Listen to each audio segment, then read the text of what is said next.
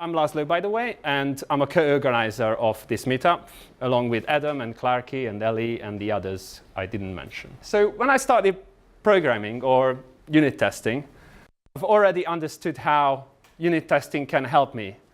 But in practice, I didn't really know how to do it. I had no clue how to start, how to write a unit test. We had the tools, we had the frameworks and some online tutorials. But I felt like the ideas and concepts, they were not emphasized. So I had no clue where to start. Now that a few years have passed, and I think I've written about a few hundred or not thousands of unit tests. So this talk is about me summing up all of those abstract strategies that I've learned along the way. So I guess many of us can relate to a situation like this, where, by the way, I drew the slides by myself because it's much easier to draw slides than find images on internet. It's just you get into this wormhole of Googling images, funny images, and it just like 2 hours later you have nothing.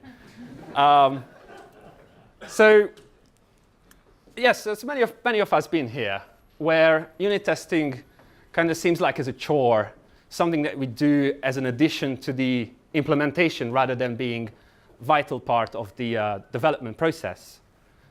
I think this is mainly because unit testing requires a buy-in, a full buy-in from the development team, rather than just doing it after we've done the development work.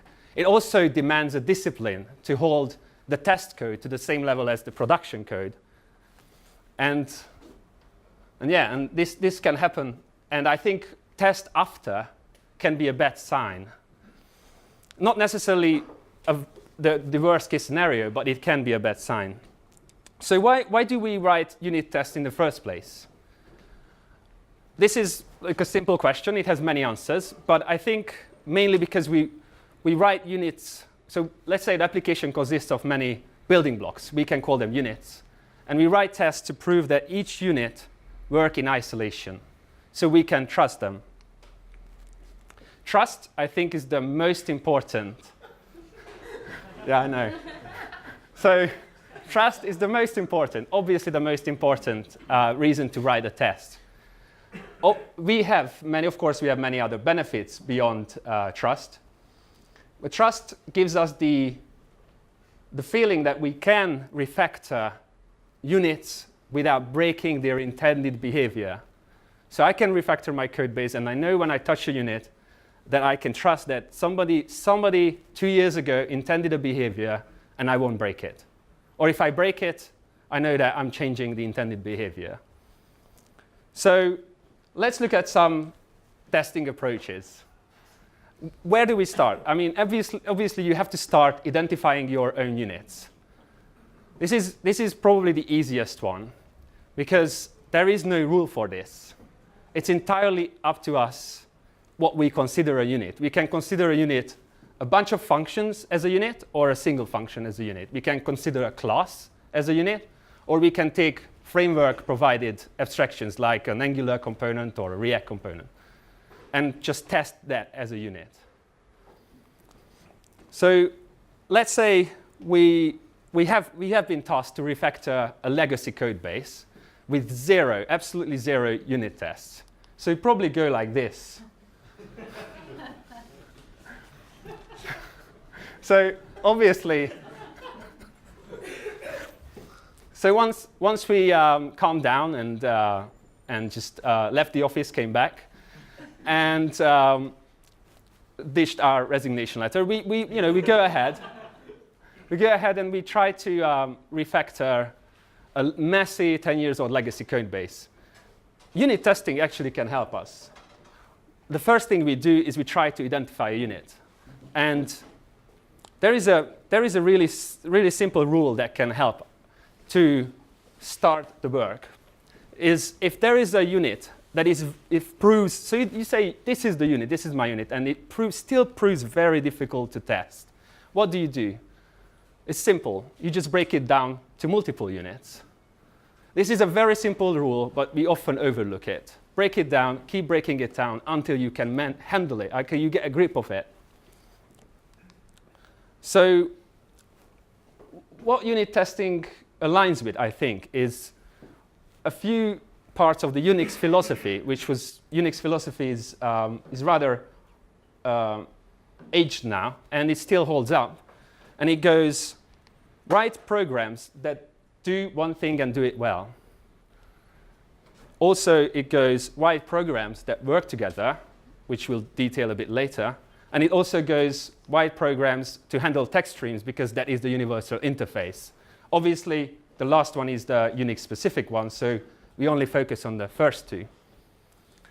I think I'm so fond of these philosophies that I think this should be the mantra of most of the software engineers. And just rehearsed in the morning, just like religiously as stand-up. Okay, so let's move on. Another thing that I've learned, and also we were discussing the same thing in the pub, that it's important to try to test the behavior rather than the implementation itself. When trying to test an implementation in detail, we can run into problems, but we can't always avoid. So units, the first approach you need to take in unit testing, you try to test it as a black box. And the second approach is to move on, and if it's not a black box, then see what it is. So the reason it's difficult to just test the behavior is because units interact. So most of the units in a real life application, most units of the application are designed to work with each other. They collaborate. So just to say, just test the behavior is not always that easy. You have to look inside and then see what the unit is for. So when testing a unit that was designed to use another unit, another dependency, then we need to make sure that it's using the dependency correctly. And that's where the process of stubbing and spying comes in the picture. And I think that's the most debated and probably the weakest point of unit testing. So let's quickly move on to something that is much more easier to test and trivial. When the component under test has, let's say, branching if-else statements, switch statements, and so on, it's important to cover all the cases. It's easy to say, but what if a unit has many variable results? Too many to be able to test. This is, again, an example for just breaking down the component and making sure that the component is not too complex and not too many variable results to test. Same for data. Traveling the paths is important and following your data. I think one of the things we web developers do is we just massage data in and out from different components. And we need to make sure that the unit tests follow that data so we don't lose the actual output. OK, so that was just the first part of the talk. And I have some code examples. I think we covered enough. And let me show you what I mean about following data, following the paths, and spying, and stubbing, and so on. So what I've done, I've created commits of the steps I'm going to take, because there's no way I'm going to code it live. Sorry. So what I'm using is just a simple module that I wrote, and I just need to type next, and it will give you my next commit. So I'm using really simple examples, and I'm going to really just be quick with this, because there are two other speakers to talk. So I know most of us here are developers, so I created these examples that anybody can follow. So just let me know if it's too basic, and I'll just close it down. So this is a unit called getUsers, and all it does, it gets users from the API. So I'm going to show you different ways of testing this, and then also improving on it and adding features with the test. So, yeah, can't see the screen. Okay.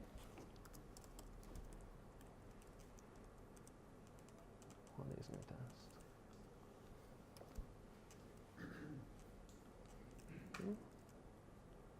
All right. So the first test we can write is a really simple one, and it's also a wrong one. Although it does it halfway through, it doesn't test the unit correctly. So I'm using Mocha Chai Sinon setup, which is the one I used for years, and it's my go-to testing tools. But I'll show you some new ones later on. So what I'm testing here is if the API is getting called. So I'm spying on the API call, and I'm testing if it was getting called with users. So I'm basically testing the contract. I'm testing if my unit is using the dependency correctly.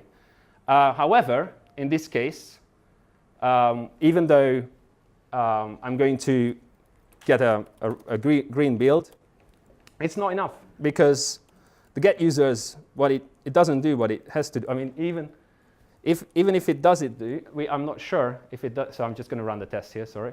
So it's not returning the users. I mean, it is returning the users, but I'm not testing if it is returning the users. So the next step is to check if the users are returned. So my next iteration of the test is to not spy, but stub on the API method, give it some return data, and then check if the return data equals what I stubbed for.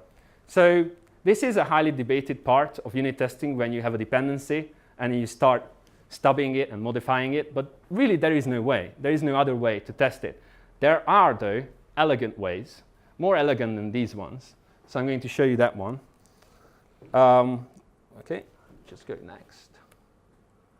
So this is the same test, but written with TestDouble, which is a new testing library I'll be using. And also it's using Ava, which is a test runner. Ava assertion can be seen in deep equal. And then the TestDouble stub. You create the TestDouble in 3 steps. You write the TestDouble function. So you override the get function with the TestDouble function. You use the TestDouble's API to set up stubs, and then you return the user data. So, okay. For the next example, I thought it would be cool to add some more features to get users, because it's very basic and people could call me just out, why you're not using API itself. So the next one, just going to walk through quickly. So the next step is to cover some unhappy path. So what if the API returns faulty data? I want the get users to return me an empty array.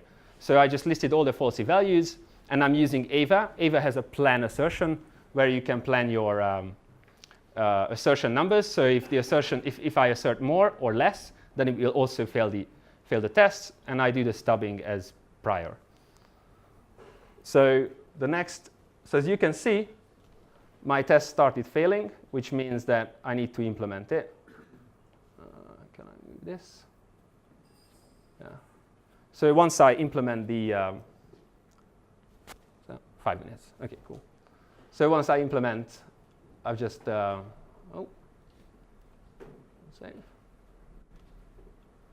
So I've implemented a really simple function. So now I've got a passing test.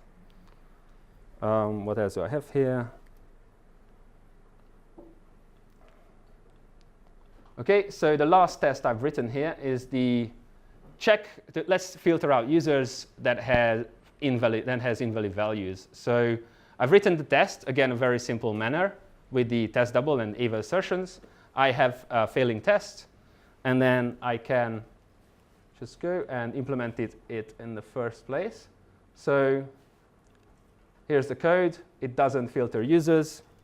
Here's the next iteration. It does filter users. So what I've wrote here is a for loop implementation. I've got a passing test, but I'm not happy with the for loop because I like functional programming, so I'm going to reduce that to a filter, and then I still have a passing test. And that's the end of my talk. Thanks so much.